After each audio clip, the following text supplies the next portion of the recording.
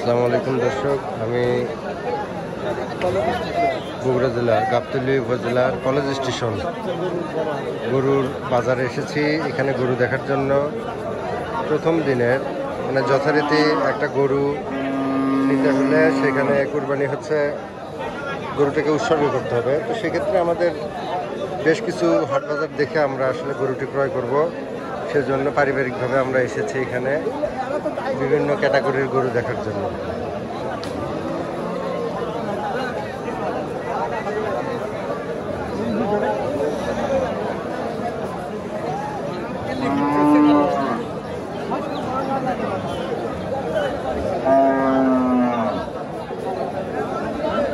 এটা কয় দাঁত? দুই দাঁত। হ্যাঁ, কত চাচ্ছেন?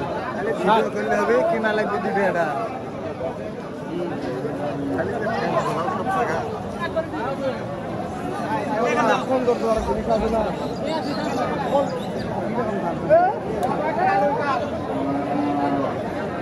কিরকম দাম? এটা